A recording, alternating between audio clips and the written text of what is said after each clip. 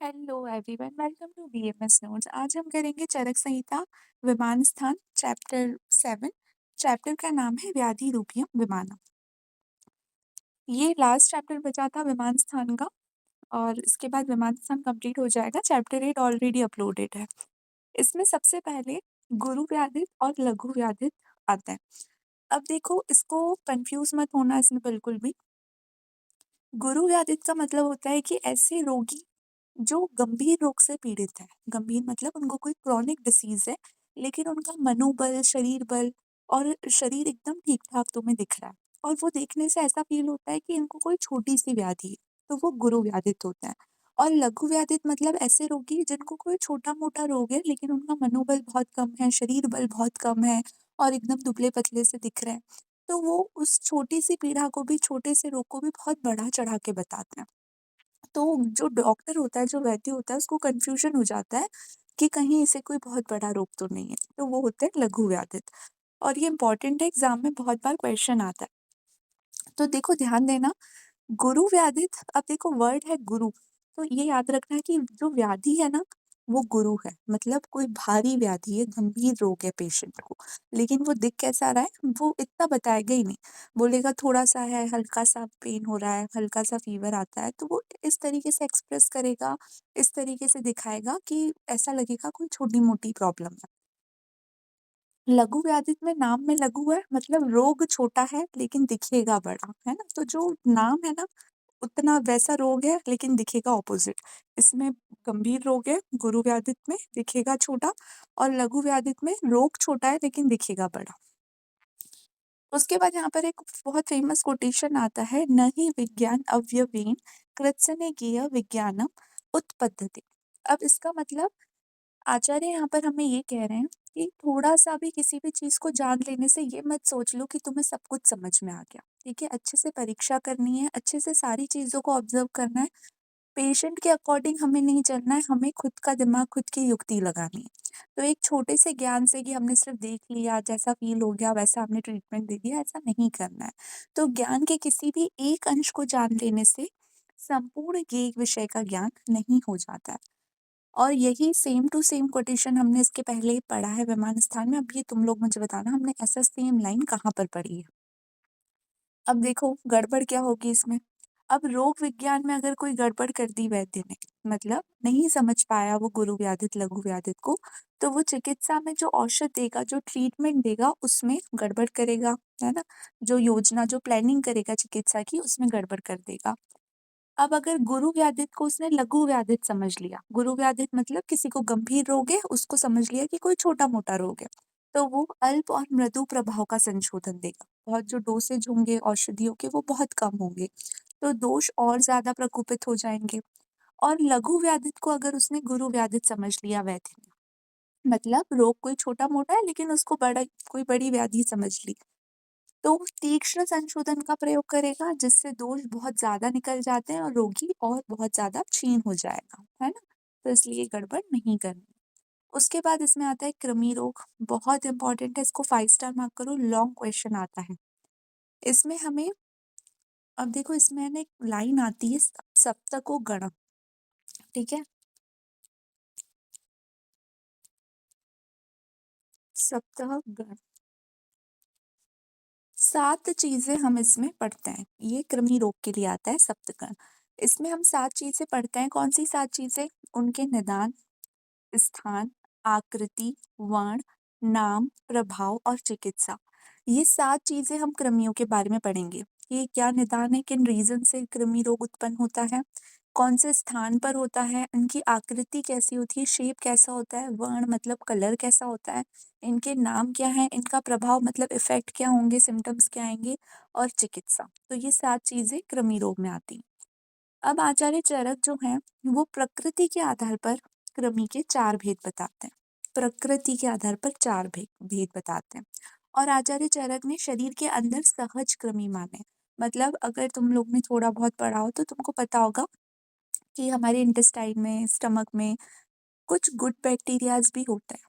ठीक है, मतलब वो कोई हार्म नहीं करते हैं लेकिन अच्छे होते हैं बॉडी के लिए। तो उन जो शरीर के अंदर है उनको सहज कृमि बोला है, मतलब जो गुड बैक्टीरियाज होते हैं। और बाकी उन्होंने जो 4 भेद बताए हैं वो किसके आधार पर बताए हैं? प्रकृति के आधार पर। तो कृमि 20 प्रकार के होते हैं, ठीक है? अब एक होते हैं बाह्य और एक होते हैं आभ्यंतर।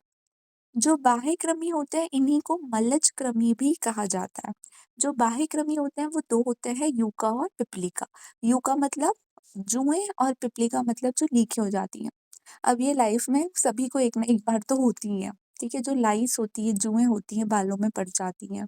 और पिपलिका मतलब उसी के जो छोटा होता है ना, एकदम व्हाइटिश कलर के होते हैं, जो एकदम चिपके हुए रहते हैं बालों के रूट्स में, जो किसी कंघी वगैरह से भी नहीं निकलते हैं, हाथ से खींच-खींच के निकालने पड़ते हैं, जो लीकें होती हैं, तो वो पिपलिका होते हैं। उसके बाद आभ्यंतर कृमि के 3 भेद हैं, रक्तज 6 होते हैं, श्लेष्मज 7 होते हैं और पुरीषज 5 होते हैं। बहुत इंपॉर्टेंट है, सबको सारे नाम याद होने चाहिए।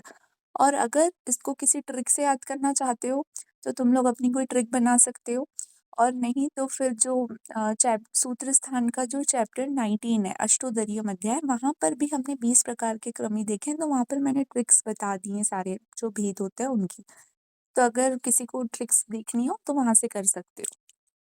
तो रक्तज 6 कृमि होते हैं, केशाद, लोमाद, लोमद्विप, सौरस, औदुंबर और जंतुमाता। श्लेष्मज 7 होते हैं, अंतराद, उत्तराद, हत्याद, चरु, दर्भपुष्प, सौगंधिक, महागुद। और पुरीषज 5 होते हैं, ककेरुक, मकेरुक, लेली, सशूल और सौसुराद। बहुत इंपॉर्टेंट है, इवन अभी 2025 पीजी का क्वेश्चन था कि इसमें से था कि है ना, ये ककेरुक जो है ये कौन-सा कृमि है? तो पुरीषज कृमि है। अब यहाँ पर एक चीज़ और आती है, ध्यान देना, अगर तुमसे पूछे जाए मलज कृमि, तो मलज ये बाह्य कृमि को बोलते हैं, पुरीषज ये 5 होते हैं। कन्फ्यूज़ नहीं होना है, कभी-कभी क्या होता है मलज कृमि पूछते हैं, लेकिन कन्फ्यूज़न की वजह से बच्चे उसमें पुरीषज लिख के आ जाते हैं 5। तो पुरीषज अलग है और मलज अलग है। जो बाह्य कृमि है उनको मलज कहा जाता है और पुरीषज 5 होते हैं। अब एक-एक कृमि को देखते हैं हम। मलज कृमि, मलज कृमि के कारण, मलज मतलब जो बाह्य कृमि है, ठीक है? यूका और पिपलिका, इनके कारण क्या है? स्वच्छता न रखना, बहुत बेसिक चीज़ है, अगर कोई हाइजीन मेंटेन नहीं करेगा, क्लीनलीनेस मेंटेन नहीं करेगा तो उसको हो जाएँगे। स्थान बालों में होते हैं, केश, दाढ़ी, लोम, पक्ष्म, पक्ष्म मतलब जो आईलैशेस होती हैं, लोम, दाढ़ी, केश, मलिन वस्त्र, इन सारी जगहों पर होता है। आकृति, बहुत इनका शेप कैसा होगा? बहुत छोटी होती हैं, तिल के आकार की होती हैं और बहुत पैरों वाली होती हैं। बहुत बेसिक चीज़ है, सबको पता होगा। वर्ण कलर कैसा होता है? कृष्ण और शुक्ल, कुछ ब्लैक कलर की होती हैं, कुछ व्हाइटिश कलर की होती हैं। प्रभाव, इनके सिम्पटम्स क्या होंगे? खुजली होना, चकत्ते और फुंसियाँ मतलब पीढ़ी का होना। चिकित्सा क्या है इसकी? अपकर्षण, खींच के निकालता है, मलोपघात, जो भी मल है, जो भी गंदगी है उसका नाश करना, और मल कराणाम च भावानाम न उपसेवन, जो मल उत्पन्न करने वाले कारण हैं उनका सेवन नहीं करना है, उनका परित्याग करना है, ठीक है? मतलब जो भी रीजन है गंदगी से रहने के, वो सारे रीजंस हटा देना है, उनका परित्याग करना है। तो मलज कृमि बहुत आसान है। उसके बाद आता है रक्तज कृमि। रक्तज कृमि के कारण है कुष्ठे समान समुत्थानम, बहुत इंपॉर्टेंट है, स्टार मार्क करो। कुष्ठ के समान कारण किसके होते हैं? रक्तज कृमि के होते हैं। स्थान क्या है? अब रक्तज कृमि है तो रक्त व धमनियां इनके स्थान है। आकृति, शेप कैसा होता है? वृत्तश्च, वृत्तश्च मतलब गोल होंगी। अपादाश्च, अपादाश्च मतलब जिनके पैर नहीं होते हैं। अभी हमने जो बाह्य और मलज कृमि देखे उसमें बहुत पैरों वाली थी, जो यूका पिपलिका होती हैं वो बहुत पैरों वाली होती हैं, लेकिन रक्तज कृमि बिना पैरों की होती हैं, गोल होती हैं, अति सूक्ष्म होने के कारण अदृश्य होती हैं, ठीक है? बहुत छोटी छोटी कृमि होता है तो दिखाई नहीं देते। कलर कैसा होता है? ताम्र वर्ण की होती है, मतलब रेडिश कलर के होंगे रक्तज कृमि। और प्रभाव क्या होंगे इसके? केश, श्रमशूल, नख, लोम, पक्ष्म के बालों का गिरना, हेयर फॉल होने लगेगा, हर जगह के बाल गिरने लगेंगे। कृमि व्रण में रहते हैं, व्रण मतलब अगर कोई वुंड हो गया है, कोई चोट लग गई है और वहां पर अगर रक्तज कृमि प्रेजेंट है तो क्या सिम्टम्स होंगे? रोमांच होगा, खुजली होगी, तोद होगा और संसर्पणानी, मतलब कि ऐसा लगेगा कुछ चल रहा है वहां पर, ऐसा फीलिंग होगी। और अगर बहुत ज़्यादा बढ़ गए हैं तो त्वचा, सिरा, स्नायु, मांस और तरुणा अस्थियों का भक्षण करते हैं। मतलब जो स्किन है, जो भी हमारी ब्लड वेसल्स हैं, जो मसल्स हैं, जो मांस है उसका और तरुणा अस्थि मतलब जो सॉफ्ट बोन्स होती है उसको खाने का काम करते हैं। भक्षण मतलब उसे खाते हैं। और चिकित्सा भी कुष्ठ के समान ही होती है इसकी। तो याद रखना कुष्ठ के समान चिकित्सा होती है, कुष्ठ के समान कारण होते हैं रक्तज कृमि के। स्थान क्या होगा? रक्त व धमनियाँ आकृति गोल होंगे, अपादस्त्र पैर नहीं होंगे और बहुत छोटे होते हैं तो दिखाई नहीं देते हैं। कलर रेडिश होगा और प्रभाव क्या होंगे? सारे बाल गिरने लगेंगे, व्रण में होंगे तो खुजली होगी, पीड़ा होगी, उनके चलने का फीलिंग होगी, सनसर पानी और रोमांच होगा। और अगर बहुत ज़्यादा बढ़ गए हैं तो वो मांस का, अस्थियों का, तरुणा अस्थियों का, स्नायु का, त्वचा का भक्षण करते हैं। उसके बाद आता है श्लेष्मज कृमि। श्लेष्मज कृमि के कारण है दूध, गुड़, तिल, मछली, आदि जो देश के पशु पक्षी होते हैं उस उनके मांसों का सेवन करना बेसिकली सब कफवर्धक चीज़ है। अजीर्ण में भोजन करना, धूलि, कंकड़ आदि मलिन द्रव्य मिश्रित जो पदार्थ होते हैं उनका सेवन करना, विरुद्ध और असात्मय भोजन करना, तो इससे श्लेष्मज कृमि होंगे। स्थान क्या होगा इसका? आमाशय। और आमाशय उनका मेन स्थान होता है लेकिन फिर वो मूवमेंट कर कर चलकर ऊपर भी जाते हैं और नीचे भी जाते हैं। और आकृति वर्ण के भेद से 3 भेद बताए हैं। मतलब जो श्लेष्मज कृमि होते हैं ना वो भी अपने शेप के अकॉर्डिंग, कलर के अकॉर्डिंग 3 टाइप्स के होते हैं। पहले होते हैं श्वेत, व्हाइट कलर के होंगे, पृथु मतलब बड़े से होंगे, ब्रध्न के समान, ब्रध्न मतलब चमड़े के जैसे होंगे, तो ये फर्स्ट टाइप। दूसरे होते हैं गोल होते हैं, चौड़े से होंगे और केचुए के समान श्वेत और ताम्र वर्ण के होंगे। तीसरे अणु होंगे बहुत सूक्ष्म, छोटे से, पतले होंगे और लंबे श्वेत वर्ण के होंगे। तो इसके अकॉर्डिंग उन्होंने 3 भेद बताए हैं। और अगर तुमको नॉर्मल लिखना है तो इन सबको मिलाकर एक भेद बनाकर लिख देना, ऐसे स्पेसिफाई नहीं करना हो तो। लेकिन बहुत बार कुछ एंट्रेंस एग्जाम्स वगैरह में पूछा जाता है आकृति और वर्ण भेद से 3 प्रकार के कृमि किसमें बताए हैं? तो श्लेष्मज कृमि होते हैं 3 प्रकार के, आकृति और वर्ण के अकॉर्डिंग। उसके बाद प्रभाव आता है, इनके क्या प्रभाव होंगे? बहुत बेसिक है, सारी जो कफ-कफ की चीज़ें होती है, हल्लास, मुँह से जल निकलना, अरुचि, अविपाक, ज्वर, मूर्छा, जम्भाई, शवथु आना, अंगमर, छर्दी, कृशता, पारुष्यम, कठोरता। तो बहुत बेसिक लक्षण है इसके तो। उसके बाद आता है पुरीषज कृमि। पुरीषज कृमि के कारण श्लेष्मज कृमि के समान ही होते हैं, मतलब सारे जो भी कफवर्धक आहार है वैसी चीज़ें। स्थान होगा इनका पक्वाशय। श्लेष्मज कृमियों का स्थान आमाशय था और पुरीषज का पक्वाशय। प से पुरीषज, प से पक्वाशय। उसके बाद ये नीचे की ओर चले जाते हैं, नीचे की तरफ मूवमेंट करेंगे और कुछ-कुछ आमाशय की ओर चले जाएँगे। अब जैसे हमने श्लेष्मज कृमि में पढ़ा कि उनका स्थान आमाशय था, तो वो ऊपर भी जा रहे थे, नीचे भी जा रहे थे। पक्वाशय में भी नीचे भी जाएँगे और ऊपर भी जाएँगे। अगर नीचे की तरफ जाते हैं ठीक है, लेकिन अगर ऊपर की तरफ जाएँगे तो उसके उद्गार और श्वास से मल की गंध आने लगती है। अब वो पक्वाशय में है मतलब लार्ज इंटेस्टाइन में है। लार्ज इंटेस्टाइन से अगर वो ऊपर की तरफ जा रहा है स्टमक की तरफ, तो जो उद्गार होगी, जो डकार आएगी पेशेंट को या जो साँस होगी उसमें से मल की गंध आने लगेगी, ठीक है? आकृति और वर्ण कैसा होगा? छोटे होते हैं, गोल होते हैं, मोटे होते हैं और भेड़ के बाल के समान लंबे होते हैं और व्हाइट कलर के होंगे।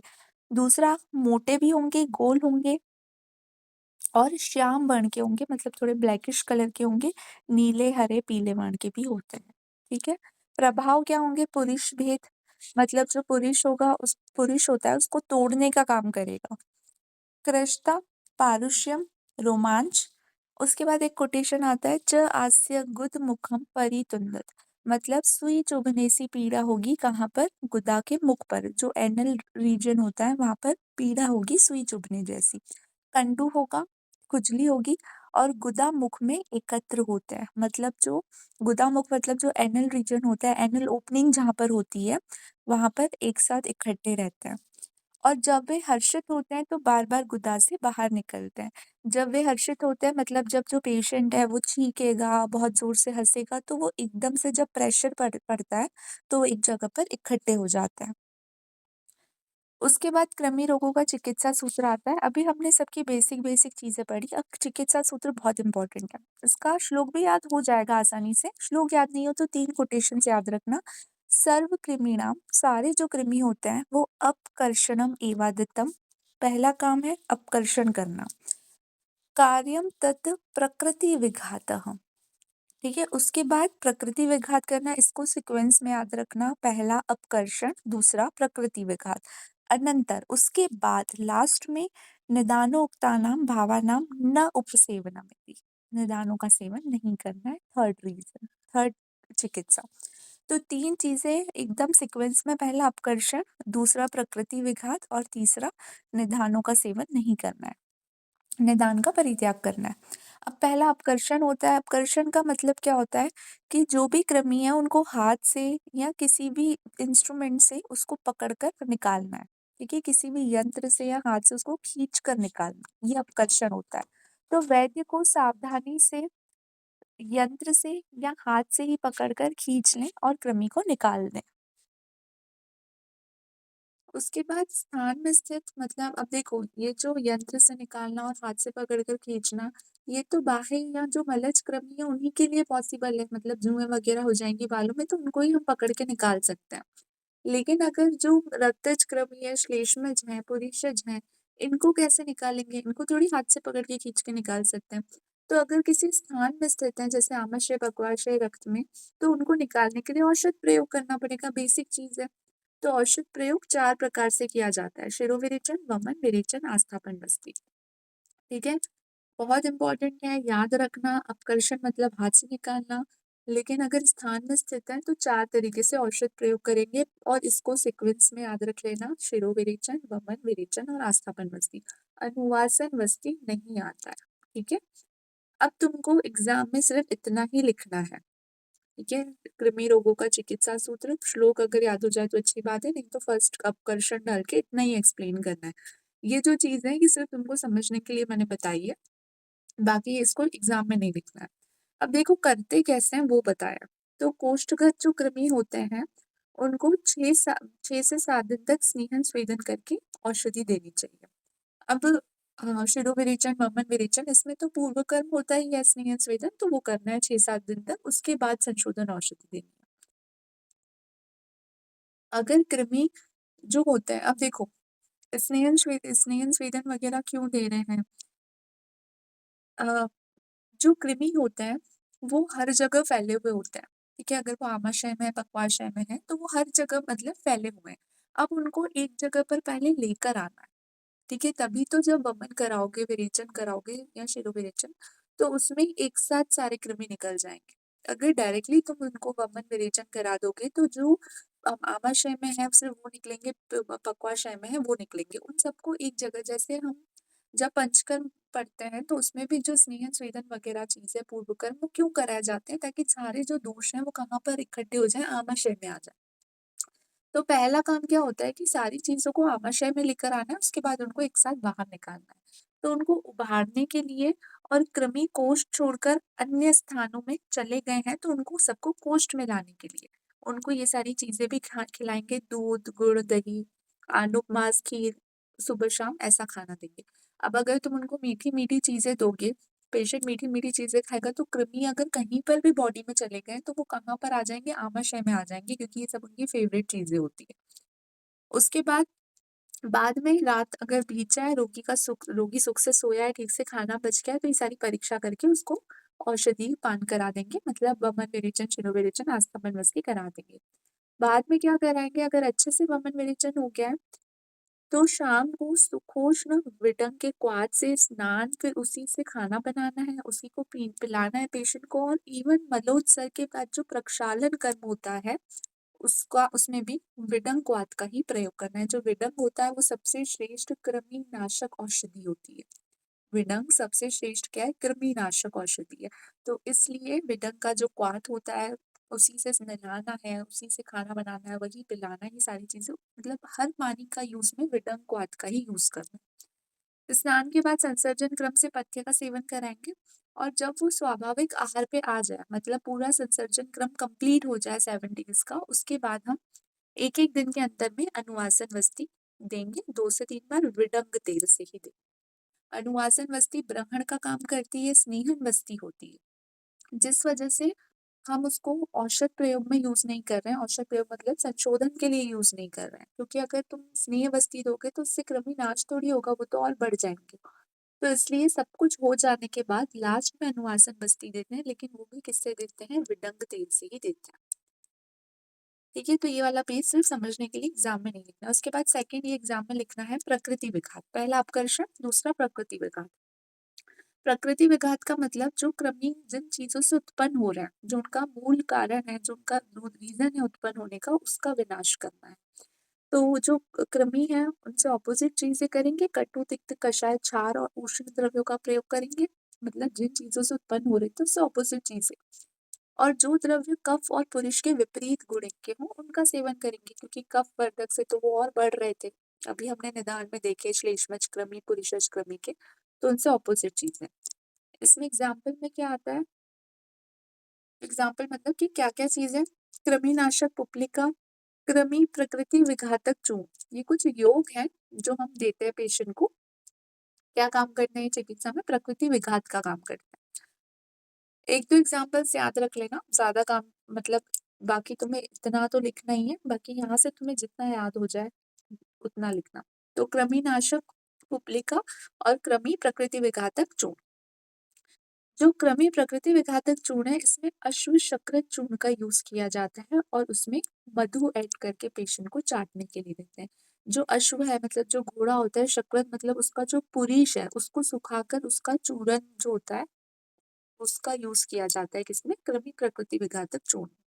भल्लातक तेल से विरेचन कराया जाता है और कृमि में तिल तेल का यूज किया जाता है, जो शरद ऋतु में नए तिलों से बनाया जाता है। मतलब शरद ऋतु में जो नए तिल आते हैं उसका तेल बनाते हैं, उसी को क्रमिग्न तिल तेल बोला जाता है। स्वल्प मात्रम आस्थापन अनुवासम अनुलोम हरण।